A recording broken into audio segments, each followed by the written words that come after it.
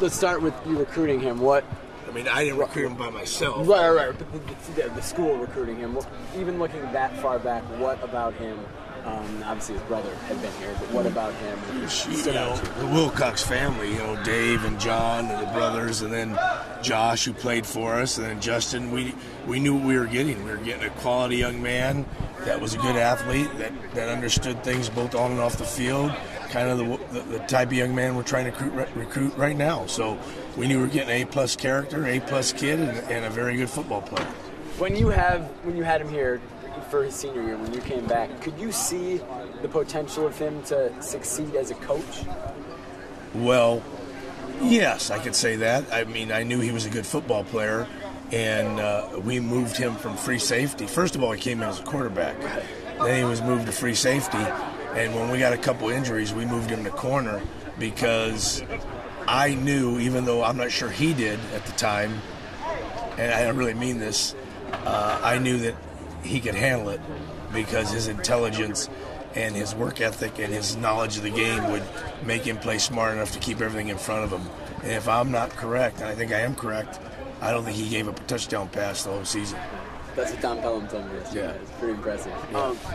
When you coach players, can you tell which ones would succeed as coaches? Is that something you can tell when they're on your team? Well, when you have a smart football player, yes.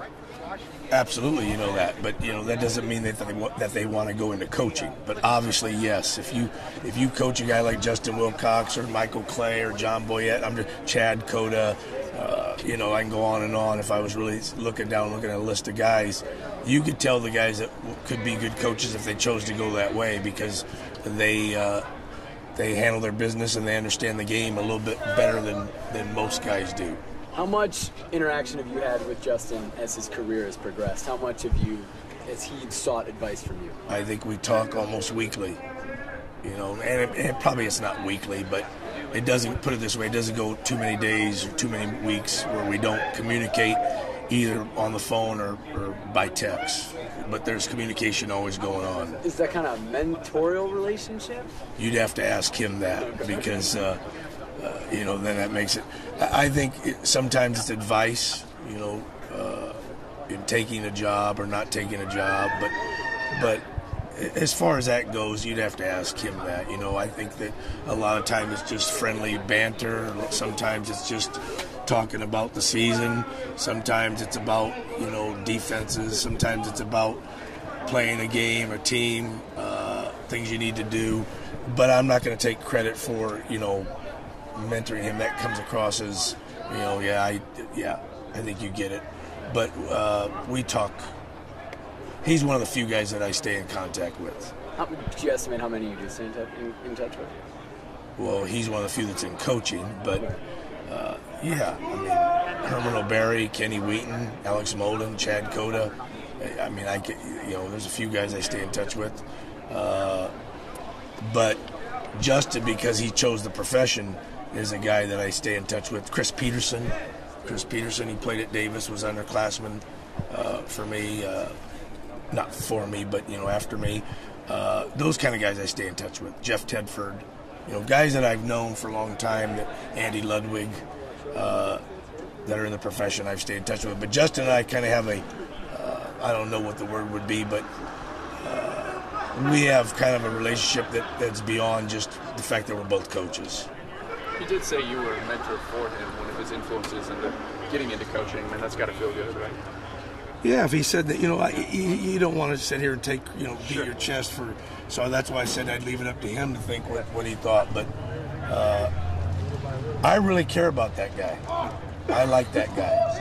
And now I don't like him this Saturday. And I haven't liked him much this week. But deep down, it's all about good people. We happen to both be coaches at rival schools. I've been close to Dave Wilcox for a long time, prior to, Justin even coming into the picture.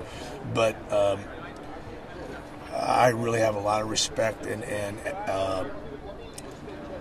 care a lot about Justin and his career and him on and off the field.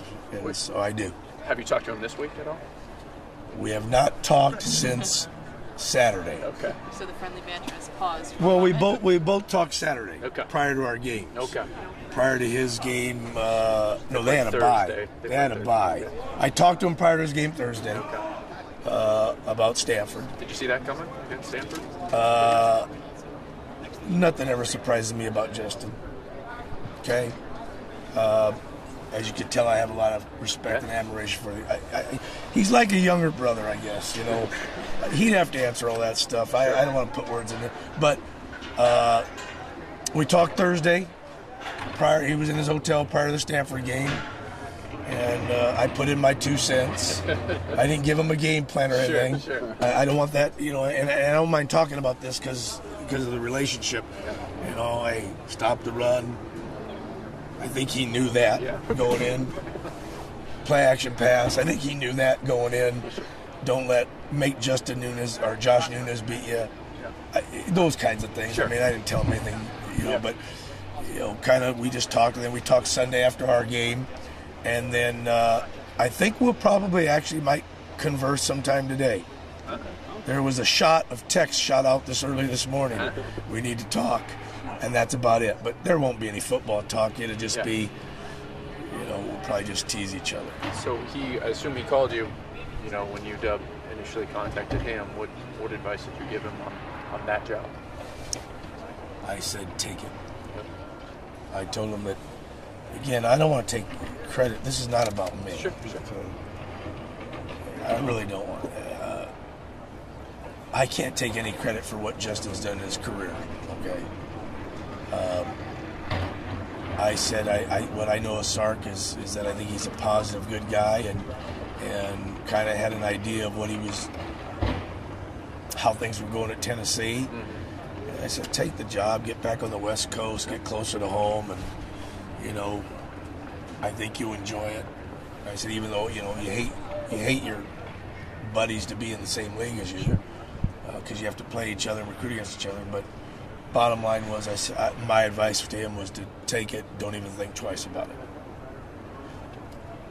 It's just the one season, 99, your first year back? But he was here before I left. We were recruiting. And obviously I've known the family. Josh. I've known him for a long time. So knew him as a younger kid and stuff. But he's a special guy to me, and I don't know how all this is going to come across, and I don't want it to be, you know, like, hey, oh, Coach Al loves Justin and all this, you know, a man crush or whatever the hell. But the bottom line is, my daughter would say that.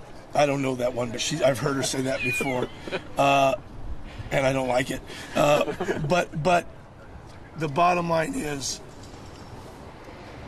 this week and this Saturday, we're not enemies, but we're going after each other. We both want to win.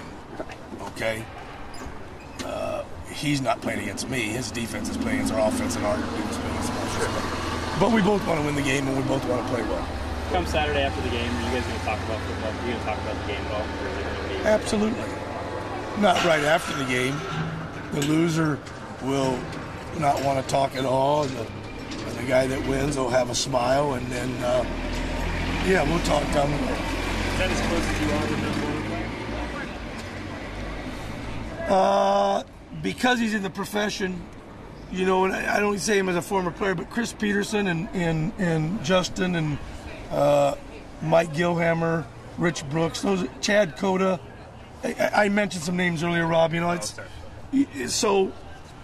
But because Justin's in the profession, he and I speak quite a bit, and the same with Chris. The pregame you were talking about, that's weekly? You guys generally talk on about a weekly basis? Yeah, I mean, especially during the season. In the off season, it goes a little bit longer, and in recruiting, we kind of, if we see each other on the road, you know, we might grab a bite together. It's a positive relationship that is not very positive this Saturday night. We good? Yeah. Thanks, Coach.